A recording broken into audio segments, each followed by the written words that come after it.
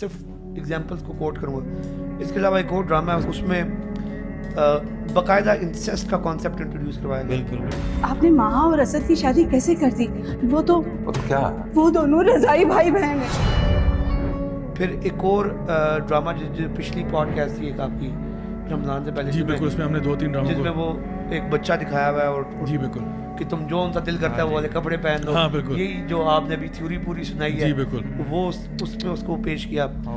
پھر اسی طرح یعنی پہلے تو یہ ہوتا تھا چلو ایک لڑکا اور لڑکی کے درمیان حرام ریلیشن شپ کو دکھاتے تھے, حالانکہ وہ بھی غلط ہے جی, لیکن اب تو یہ یعنی اتنے کھل کر سامنے آ گیا ہے کہ 2020 میں ایک ڈرامہ آیا تھا جلن کے نام سے.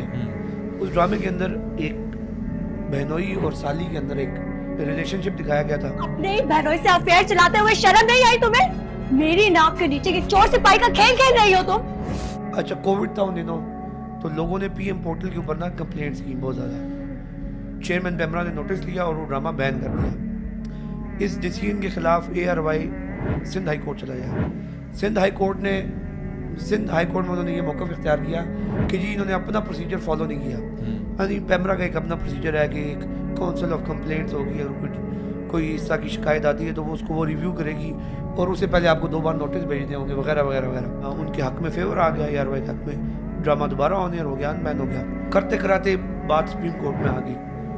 سپریم کورٹ کا جو ابھی ڈیسیژن ہے جب یہ بہت امپورٹنٹ ہے اور میں چاہتا ہوں کہ لوگوں تک یہ بات پہنچنی چاہیے, جس کے اوپر ابھی ہم نے اور بہت ساری ریلیجیس پارٹیز نے, بہت سارے ہمارے دوستوں نے ریویو فائل کر دیا ہے. اور آج کی تاریخ میں میرے خیال میں 3 ریویوز جو ہیں وہ ان کو کچھ 14-15 دن کا ٹائم بھی مل گیا. اور اس میں انہوں نے جو انٹرپریٹیشن کی ہے یہ انہوں نے معاملہ بنا دیا فریڈم آف ایکسپریشن کا. جی جی, اب دیکھیں ہمارے کانسٹیٹیوشن میں یہ بالکل کلیئرلی لکھا ہوا ہے. پریمبل میں لکھ دیا کہ اسلام از دا اسٹیٹ یعنی will be the state religion. پھر اس کے بعد آرٹیکل 2, پھر آرٹیکل 2A, پھر 227, پھر پرنسپل پالیسیز کے اندر یہ گورنمنٹ کو باؤنڈ کیا کہ government shell promote Islamic way of life. یہ سارا یعنی آپ کا پورا کانسٹیٹیوشنل اسپرٹ صحیح ہے. آپ کانسٹیٹیوشن کیا کسی بھی چیز کو ان نکات کی روشنی میں انٹرپریٹ کریں گے. یعنی کہ فریڈم آف ایکسپریشن واقعی سٹیزنس کو ہے, لیکن جتنی اسلام نے اجازت دی ہے. یہاں پر انہوں نے ایک بڑا اس کو انہوں نے جوڑا ٹالرنس کے ساتھ کہ آبسینٹی اور ولگیرٹی اور یہ جتنی بھی چیزیں ہوں گی ان کو آپ ٹالرنس کی لینس سے دیکھیں گے. اچھا پھر ٹالرنس کیا ہے؟ پھر انہوں نے ٹالرنس کو ڈیفائن کیا. ان کا جی ٹالرنس میں سیکشول اورینٹیشن بھی آتی ہے.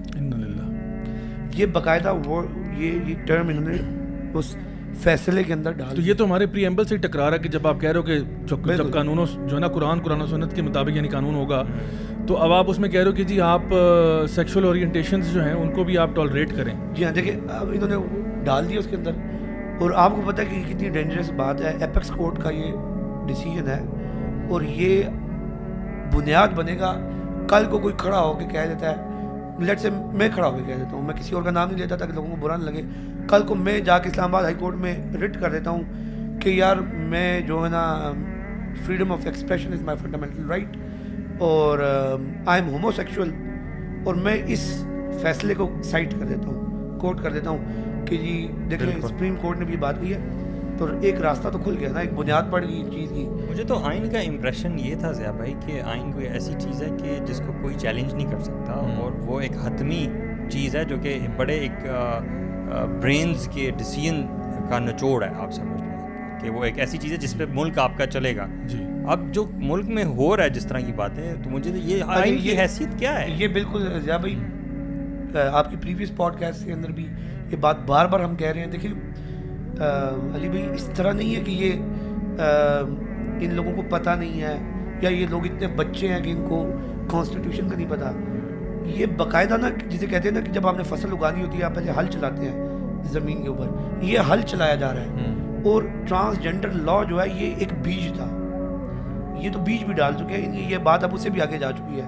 اب انہوں نے اگلا بیج ڈال دیا ہے, اور اگر آج ہم اس کا مقابلہ نہیں کرتے تو یہ آگے آنے والی نسلیں جو ہے نا یہ اس کا پھل کاٹے گی. یہ اس جگہ پہ جب آپ پہنچ جائیں گے, اور آپ دیکھا ہوگا کہ ہم لوگوں نے بھی جب اس پہ پوڈ کاسٹ کیا تھا تو اس ٹائم پہ نا لوگ تب بھی بڑے کنفیوز تھے کہ بھائی نہیں ٹھیک ہی تو کہہ رہا ہے, دیکھو کتنا اچھا باپ ہے, وہ بچے کو بتا رہا ہے کہ دیکھو تم جیسے مرضی کپڑے پہنو تو میرے بیٹے رہو گے.